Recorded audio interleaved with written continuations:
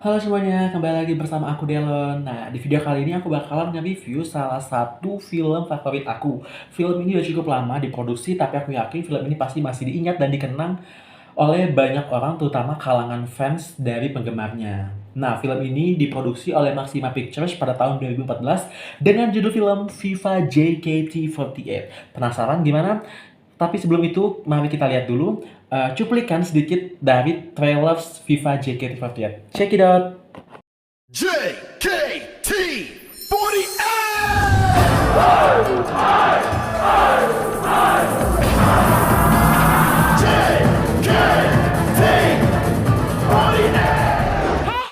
Jangan pada bodoh ya. JKT48 udah ninggalin kalian.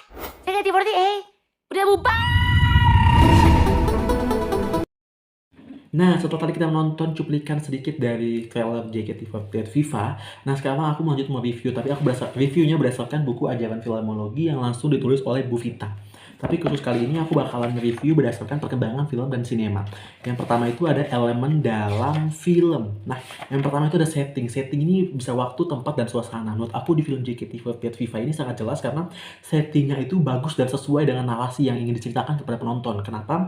Kayak misalnya mereka diceritakan JKT48 diculik dan dibawa ke kandang komodo. Nah, setting tempatnya itu memang benar-benar ada di kandang komodo dan itu sangat-sangat mantap. Lalu ada setting suasana di mana suasananya itu mereka lagi konser, hujan-hujanan, malam, itu masa setting waktu ya. Itu bener-bener mereka buat setting suasana itu bener-bener lagi ngadain konser, padahal itu cuma film. Dan mereka mendatangkan fans langsung gitu, padahal itu cuma film yang seolah-olah sedang konser dan memang pada real life atau nyatanya JKT48 kalau konser memang semegah itu dan semeriah itu. Jadi menurut aku suasananya sangat-sangat seperti real life gitu.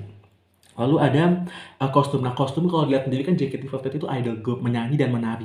Mereka selalu kostum itu selalu semuanya kompak, senada, sama gitu kan.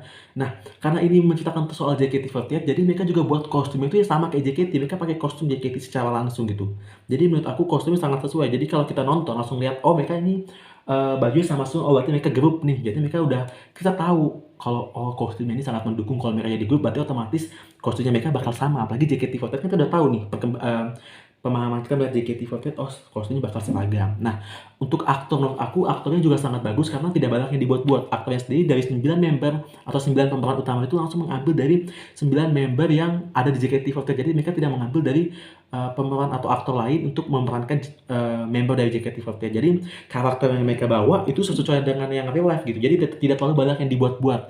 Misalnya Melody berperan sebagai Melody. Melody yang di asli di luar film tuh sebagai ketua dan bijaksana. Dan di film juga dibuat Melody sebagai bijaksana dan sebagai ketua atau yang lebih memimpin gitu.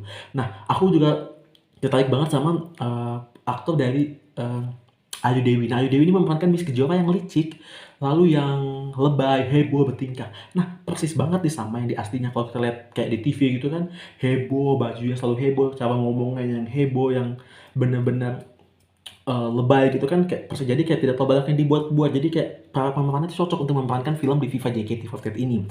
Nah, selanjutnya kita masuk ke editing. Nah, editingnya ini menurut aku juga sangat bagus, rapi, karena walaupun di tahun 2014 mungkin editingnya tidak sebagus yang sekarang kan, tapi mereka bisa mengedit film ini menjadi tidak terlalu jomplang jauh gitu loh. Terus suaranya juga jelas dari opening, terus nyanyinya, konsernya juga jelas semuanya, suaranya tidak ada yang em, tidak ada yang kedengar, tidak ada yang nggak kedengar, tidak ada yang sangat berdegem gitu, nggak ada gitu. Nah, terus tuh kita masuk ke unsur narasi dari ceritanya menurut aku juga jelas karena diceritakan dari awal itu secara berurutan, mulai dari pengenalan tokoh, masuknya konflik, terus sampai penyelesaian. Jadi kayak mengalir seperti air dan kita juga tidak pusing gitu untuk melihat film ini. Lalu kita masuk ke struktur, ada shoot scene. Nah, jadi ini kan memang jelas film ini kan di syuting nggak mungkin sekali gitu kan. Jadi kayak per adegan, per scene itu digabungkan jadi satu. Jadi editingnya sangat bagus yang aku bilang tadi. Nah, lalu visualnya, karakterisasinya juga jelas karena memang ini kan mereka langsung menggambarkan diri mereka sendiri di JKT48 secara asli dan secara di film. Lalu ada jenis-jenis film, menurut aku filmnya ini film fitur karena film ini tuh dibuat berdasarkan karya fiksi yang dibuat oleh penulis cerita. Jadi aku nggak bisa bilang ini film dokumenter menurut aku karena walaupun ini menceritakan tentang JKT dan JKT langsung yang memerankan, tapi ini tidak seperti cerita langsung, tidak seperti cerita nyata dari JKT48 yang mengalami penculikan, itu nggak ada gitu. Nah, menurut aku juga paradigmanya ini tuh paradigma fenomenologi. Kenapa? Karena Berdasarkan pengalaman atau fenomena yang terjadi pada manusia, karena pada saat itu memang JKT48 lagi booming-booming-nya, apalagi, para fansnya yang sangat didominasi oleh laki-laki gitu kan, seperti yang di adegan itu, mereka ngadain konser tuh dipenuhi oleh laki-laki sebagai fans, sama seperti pada saat itu, di mana biasanya kan fans tuh atau idol group itu kan fansnya perempuan gitu, tapi ini bener-bener fenomena yang sangat booming pada saat itu karena, eee, laki-laki sebagai fans yang sangat-sangat wah gitu, sangat-sangat fanatik gitu. Oke, mungkin itu aja yang dapat aku review dari film ini berdasarkan perkembangan sinema dan film. Jika ada salah kata ataupun tidak sesuai dengan review teman-teman yang lain, saya mohon maaf. Terima kasih. Dadah.